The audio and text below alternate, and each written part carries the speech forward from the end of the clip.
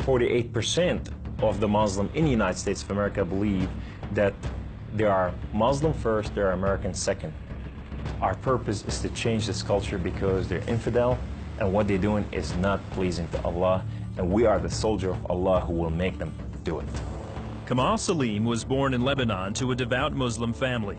As early as 4 years old, he remembers sitting at the kitchen table while his mother taught him about the Quran and his duty to Allah and jihad. From my childhood, my mom said, one day you'll be a martyr, my son. You will die for the sake of Allah and you will exalt Islam.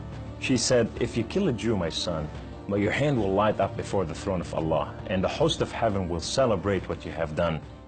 Kamal was 7 when his parents sent him to Muslim training camps to learn to use weapons and engage and kill the enemy. The boys were also taught another, more subtle form of warfare. We were training for what's called culture jihad, which is shifting cultures. Culture jihad is, it's unlike the sword, unlike the rifle, it is the jihad that will come into your world.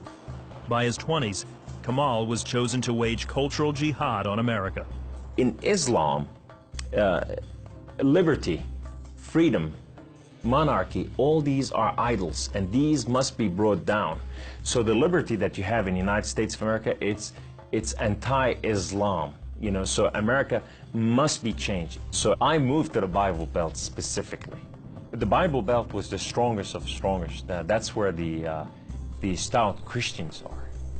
And I want to take on the best of the best because I considered myself as a sword of Islam.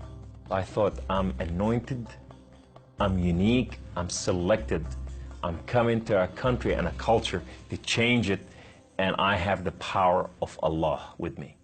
In the early 1980s, Kamal entrenched himself in a small Midwestern town. He began targeting men from poorer neighborhoods to recruit them to the Muslim faith. But one afternoon, his life would be in the hands of those he hated the most. I was going from one place to another to do a recruitment, and that day I had a car wreck. The car wreck was so severe, I ejected out of my car, landed on my neck, broke my neck in 2 places.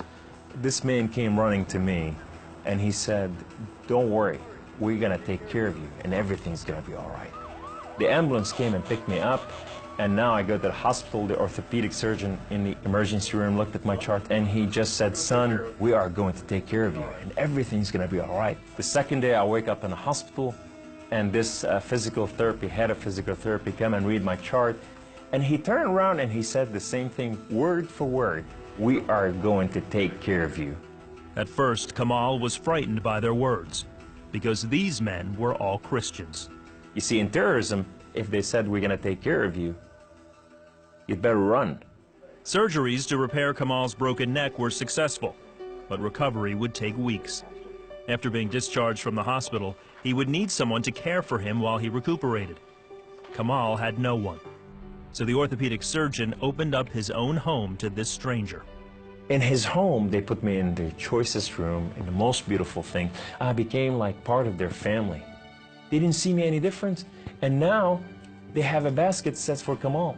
They put in money to free my bills from the hospitals. Kamal was overwhelmed with the outpouring of Christian love. As he recovered, he began to help out around the house with cooking and cleaning.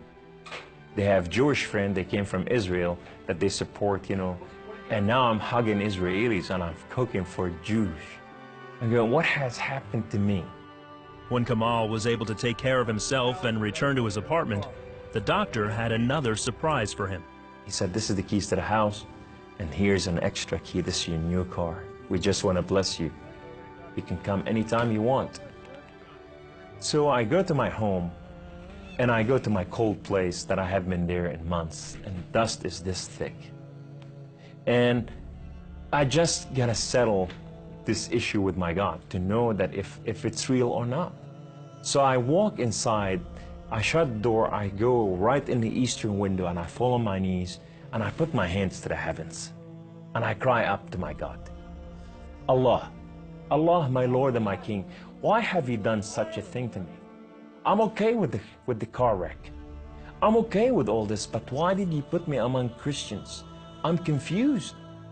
These Christians and Jews, they're good people. There's nothing wrong with them. They don't want to kill us. They're not the same thing that I learned about them. Allah, these people have relationship with their God. These people, they cry out to the God and they answer them. I want to hear your voice. I want to hear you love me. If you're real, speak to me. I want to hear your voice. So guess what Allah said that day? Absolutely nothing. Kamal felt that because he questioned his faith, the honorable thing to do was to end his own life.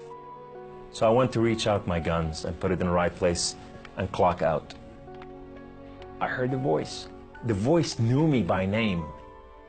He said, Kamal, Kamal, Kamal, why don't you call on God of Father Abraham and Isaac and Jacob? And now I fell on my knees and I put my hands to the heavens immediately as I heard the voice, and I cried out with every fiber within me, God of Father Abraham, if you are real, would you speak to me? God of Father Abraham, if you are real, I want to know you. Well, God of Father Abraham came to the room, and he filled the room with his glory, and his name was Yahweh. The Lord is one. In his hand, he has holes in his hand. He has holes in his feet. His name is Jesus. I said to him, who are you, my Lord? Who are you? He said, I am that I am. I said, I'm a simple man with a simple mind. What is that supposed to mean? He said, I am the Alpha. I am the Omega. I am the beginning. I am the end. I am everything that is in between. I have known you before I formed the foundation of the earth. I have loved you before I formed you in your mother womb. Rise up. Rise up, come on. Kum. You are my warrior. You are not their warrior. And I said to him, I said, my Lord, I will live and die for you. He said, do not die for me. I died for you that you may live. That day, instead of taking his life, Kamal gave it to Jesus. He now has a new mission and travels the country challenging Muslims to question their allegiance to Allah.